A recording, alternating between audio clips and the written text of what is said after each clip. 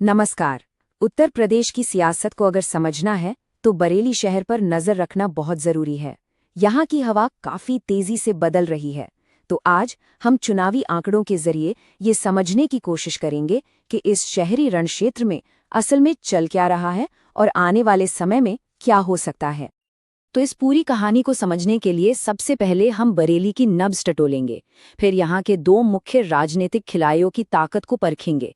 हम उस चेतावनी के संकेत को भी देखेंगे जो हाल के चुनावों ने दिया है और पिछले 10 साल के सफर को खंगाल कर भविष्य के लिए एक संभावित रास्ते पर भी नजर डालेंगे। तो चलिए शुरू करते हैं और सबसे पहले ये समझते हैं कि बरेली को एक शहरी रणक्षेत्र क्यों कहा जा रहा है। नक्शे पर देखें तो बरेली उत्तर प्रदेश के बिल्कुल दिल में है और यही वजह है कि ये सिर्फ एक शहर नहीं बल्कि सियासत का एक बड़ा मैदान बन जाता है, जहां व्यापार और राजनीति दोनों का बड़ा दखल है। अच्छा, तो ये आंकड़े क्या कहते हैं? देखिए, यह एक अनरिजर्व्ड शहरी सीट है जहां लगभग 58% हिंदू और करीब 39% मुस्लिम आबादी है। ये जो समीकरण है ना, यही यहाँ की राजनीति को हमेशा से दिलचस्प बनाता आया है। और 68% की साक्षरता दर ये दिखाती है कि यहाँ का वोटर शहरी है और मुद्दों पर अपनी राय रखता है। ये सिर्फ नंबर नहीं है, ये यहाँ के राजनीतिक समीकरण की असली नींव है। यहाँ एक बहुत ही दिलचस्प पैटर्न उभर रहा है, जरा इस पर गौर कीजिए। पिछले एक दशक में विधानसभा चुनावों में वोट डालने वालों की तादाद धीरे धीरे कम हुई है। 2012 में जो करीब 54% थी, वो 2022 में घटकर 52% पर आ गई। तो सवाल ये उठता है कि क्या ये शहरी वोटरों की एक तरह की उदासीनता है या फिर इसके पीछे कोई गहरी वजह छिपी है। तो इस मैदान में मुख्य खिलाड़ी कौन है? कहानी है दो पार्टियों की। एक तरफ है बीजेपी, जिसका यहाँ लंबे समय से दबदबा रहा है, और दूसरी तरफ है समाजवादी पार्टी, जो एक नई ताकत के साथ जबरदस्त वापसी कर रही है। बीजेपी के लिए बरेली एक मजबूत किला रहा है। डॉक्टर अरुण कुमार सक्सेना 2012 से लगातार यहाँ जीतते आ रहे हैं, जो ये बताता है कि पार्टी की पकड़ कितनी गहरी और मजबूत है। और ये आंकड़े इस किले की मजबूती की गवाही देते हैं। देखिए कैसे 2012 में 37% से ये सफर शुरू हुआ और 2017 आते आते पार्टी ने 51% का बड़ा आंकड़ा पार कर लिया। 2022 में भी ये पकड़ बनी रही, यानी पार्टी ने अपने समर्थन को लगातार बढ़ाया है। लेकिन जैसा कहते हैं, हर किले को चुनौती मिलती है और बरेली में ये चुनौती बनकर उभरी है समाजवादी पार्टी। और क्या जबरदस्त वापसी की है। ये आंकड़ा देखिए, ये अपने आप में पूरी कहानी कह देता है। 2017 में जहां सपा का कोई बड़ा उम्मीदवार तक नहीं था, वहीं 2022 में सीधा 40% से ज्यादा वोट। इसका साफ मतलब है कि विपक्ष का जो बिखरा हुआ वोट था, वो एक जगह इकट्ठा हो रहा है।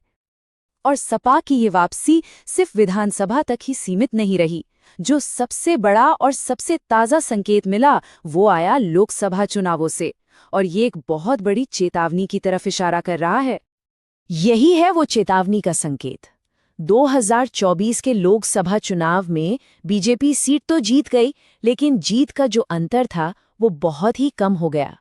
ये साफ इशारा है कि मुकाबला अब कांटे का हो चुका है और बरेली की सियासी जमीन बदल रही है। सिर्फ 3.1%। सोचिए, 2019 में जो मार्जिन 15% से भी ज्यादा था, वो अब सिकुड़कर इतना रह गया है। ये एक नंबर, बस ये एक नंबर ही बरेली की बदलती सियासत को समझने के लिए काफी है। लेकिन ये बदलाव ये रातों रात नहीं हुआ है।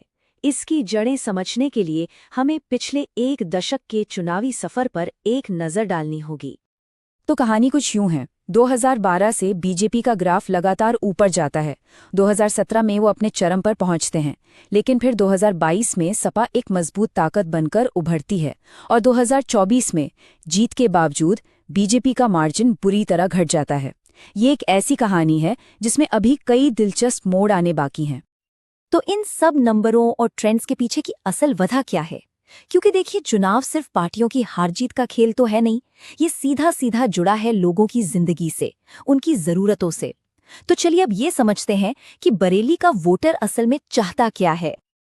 आखिर में सारी राजनीति आकर यहीं रुकती है, लोगों की रोजमर्रा की जिंदगी पर। जब शहर में बिजली बार बार जाती है, जब हल्की बारिश में सड़कें तालाब बन जाती हैं, या जब पढ़े लिखे नौजवानों को नौकरी नहीं मिलती, तो ये सिर्फ अखबार की खबरें नहीं रहती। ये वो मुद्दे बन जाते हैं जो वोट डालते वक्त मतदाता के दिमाग में होते हैं। और इस तरह की घटनाएं ये लोगों को याद रह जाती हैं। जब शासन से जुड़े किसी व्यक्ति पर ऐसे आरोप लगते हैं तो वो सिर्फ एक खबर नहीं होती, वो सिस्टम पर भरोसे की कमी का एक प्रतीक बन जाती है और इसका असर वोटों पर दिखना लाजमी है। तो बरेली के वोटर के सामने विकल्प क्या हैं? एक तरफ डॉक्टर अरुण कुमार सक्सेना हैं, जिनके पास लंबा अनुभव है, वो मंत्री रहे हैं, सत्ता का साथ है। और दूसरी तरफ है राजेश अग्रवाल, एक नया चेहरा जो बदलाव की बात कर रहे हैं। तो ये चुनाव एक तरह से तजुर्बे और बदलाव के बीच की लड़ाई है। तो फिर जीत का फॉर्मूला क्या हो सकता है? ये 4 सूत्रीय रणनीति एक तरह का ब्लूप्रिंट है। पहला, अपने सामाजिक समीकरण को मजबूत करो। दूसरा, बड़े राष्ट्रीय मुद्दों से ज्यादा गली मोहल्ले की समस्याओं पर फोकस करो। तीसरा, मौजूदा लीडरशिप के सामने एक साफ विकल्प पेश करो। और चौथा, अपनी बात को अलग अलग वोटर ग्रुप्स तक उनके ही तरीके से पहुंचाओ। और आखिर में ये सबसे बड़ा सवाल हमारे सामने आता है, क्या किसी ऐसे शहरी इलाके में जहां एक पार्टी और एक नेता सालों से मजबूत हों, वहां रोजमर्रा की नागरिक समस्याएं और एक मजबूत विपक्ष मिलकर क्या हवा का रुख पलट सकते हैं? बरेली का ये जो मामला है ना, ये सिर्फ एक शहर की कहानी नहीं है। हो सकता है ये आने वाले वक्त में पूरे शहरी भारत की राजनीति की एक झलक हो।